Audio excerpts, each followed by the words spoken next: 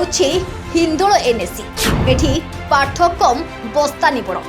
ହିନ୍ଦୋଳ ଏନ୍ଏସିରେ ଚାଲିଥିବା ମହାଦୁର୍ନୀତିର ଦସ୍ତାବିଜ ଲାଗିଛି ଡିଜିଟାଲ ଓଡ଼ିଶା ହାତରେ। ହିନ୍ଦୋଳ ଏନ୍ଏସି ବାବୁମାନେ ଟେଣ୍ଡର ଫିକ୍ସିଂ କରି ମୋଟା ଅଙ୍କର ପିସି ଖାଉଥିବା ଅଭିଯୋଗ ଆଣିଛନ୍ତି ସ୍ଥାନୀୟ ବାସିନ୍ଦା।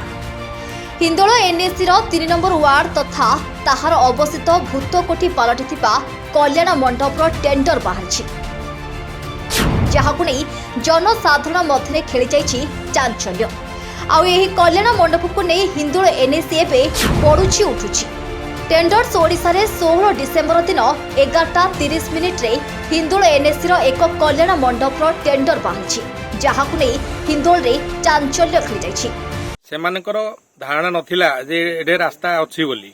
ଯେତେବେଳେ ପ୍ରଥମେ ସେ ଜାଗା 1 ଏକର 70 ଡିସିମିଲି ଜାଗା ଅଛି ବୋଲି ହିନ୍ଦୋଳ ରାଜା ସାହେବ ଅବଗତ କରାଇଥିଲେ, ସେତେବେଳେ ତତ୍କାଳୀନ ତହସିଲଦାରଙ୍କ ପାଖକୁ ଆମେ ସମସ୍ତେ ଯାଇଥିଲୁ।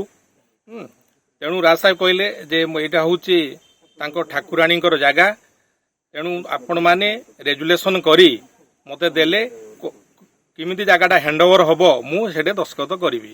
କିନ୍ତୁ ଏମାନଙ୍କର କୌଣସି ଦୂରଦୃଷ୍ଟି ରହିଲା ନାହିଁ ଏବଂ ରାଜା ସାହେବଙ୍କୁ ସେମାନେ କହିଲେ ନାହିଁ। ଏବେ ମିଛୁଟାରେ ଯେତେବେଳେ ହିନ୍ଦୋଳ ଜନସାଧାରଣ ଅତିକ୍ତ ହେଲେଣି ସେ ମଣ୍ଡପ ବିଷୟରେ, ସେମାନେ କହୁଛନ୍ତି ଯେ ହିନ୍ଦୋଳ ରାଜା ସାହେବ ଜାଗା ଦେଇନାହାନ୍ତି, ସେମାନେ ଭୁଲ ମିଛ କଥା କହୁଛନ୍ତି। ସେମାନେ କେବେ ହିନ୍ଦୋଳର ଉନ୍ନତି ଚାହୁଁନାହାନ୍ତି। ସେମାନେ ସବୁବେଳେ ଅଳ୍ପ ଜିନିଷ କିଣି ଅଧିକ ପଇସା ରୋଜଗାରରେ ବ୍ୟସ୍ତ।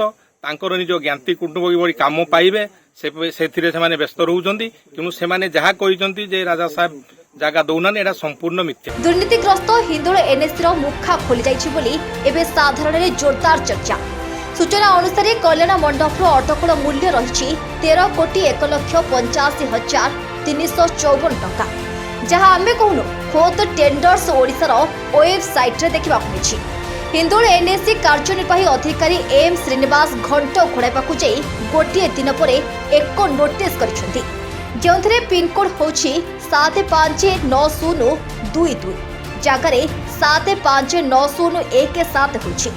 ଅଟକଳ ମୂଲ୍ୟ 1,30,18,354 ଟଙ୍କା ଜାଗାରେ 13,01,85,354 ଟଙ୍କା ହୋଇଯାଇଛି ବୋଲି ଲେଖା ରହିଛି, ଯାହାକୁ ନେଇ ଦୃଢ଼ ନିନ୍ଦା କରିଛନ୍ତି ହିନ୍ଦୋଳ ଏନ୍ଏସି ଆଖି ଥାଇ ମଧ୍ୟ ଅନ୍ଧ ଓ ହିନ୍ଦୋଳ ଏନ୍ଏସିର ମତି ଭ୍ରମ ହୋଇଛି ବୋଲି ଜନସାଧାରଣ କହୁଛନ୍ତି।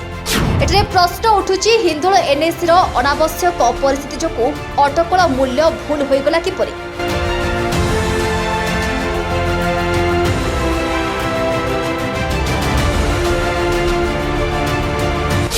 ଟେଣ୍ଡର୍ସ ଓଡ଼ିଶାରେ ହିନ୍ଦୋଳ ପିନ୍କୋଡ୍ ଠିକ୍ ଥାଇ ଭୁଲ ଅଛି ବୋଲି ହିନ୍ଦୋଳ ଏନ୍ଏସି କାର୍ଯ୍ୟନିର୍ବାହୀ ଅଧିକାରୀ ଏକ ନୋଟିସ୍ କଲେ କିପରି?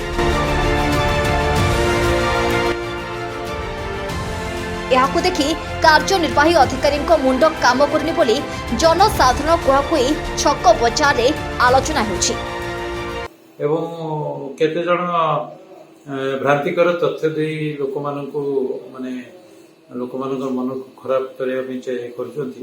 ମୁଁ ଏଠାରେ ଜଣାଇବା ପାଇଁ ଚାହେଁ, ଯେହେତୁ କଲ୍ୟାଣ ମଣ୍ଡପ ଏଟା ଜନସାଧାରଣଙ୍କ ପାଇଁ, ନିଶ୍ଚୟ ଆମକୁ ଏଠିକାର ଯେ ରାଜସ୍ୱ ଅଧିକାରୀ ହିସାବରେ ତହସିଲଦାର ମଧ୍ୟ ଆମକୁ ଜାଗା ଦେବେ ଏବଂ ପରିଷଦର ଯାହା ଇଚ୍ଛା ଥିଲା ତା ପାଇଁ ଆମେ ଟେଣ୍ଡର ଆଜି ହିଁ ଛାଡ଼ିଛୁ ଏବଂ ଆଗାମୀ ଦିନ ମଧ୍ୟ ରାସ୍ତା ପାଇଁ ମଧ୍ୟ ତହସିଲଦାରଙ୍କୁ ମଧ୍ୟ ମୁଁ ପତ୍ର ମାଧ୍ୟମରେ ଜଣାଇଛି ଏବଂ ଉପଜିଲ୍ଲାପାଳଙ୍କୁ ଗତକାଲି ଗ୍ରିଭାନ୍ସରେ ମଧ୍ୟ ଜଣାଇଛି।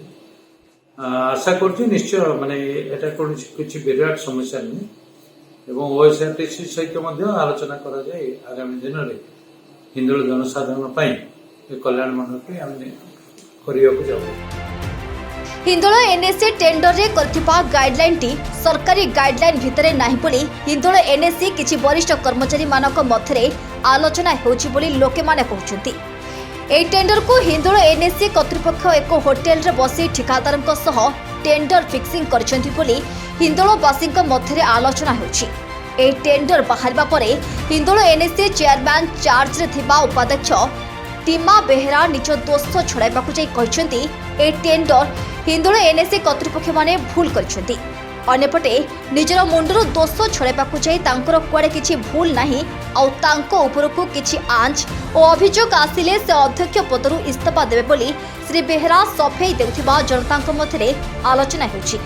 कल्याण मंडप प्रथम तो आमर अधा तीन पा काम हो आउ जो काम हवा कथा ताहा रास्ता सहित आम कलेक्टर जनइलु कलेक्टर महोदय आमको प्रतिश्रुति दे रास्ता देवाई और तहसिलदार को कही सारी सब कलेक्टर सार को कही सारी आम से उपपक्षी आम टेंडर आज तारीख में टेंडर छाड़ुछु 1.5 कोटी रास्ता सहित संपूर्ण होइछि एवं ता सहित आउ 2टी बड़ बड़ बंध आदर्श पोखरी करने आम योजना करी 3 कोटी टेंडर माध्यम छाड़िया आशा प्रकाश करुअछु।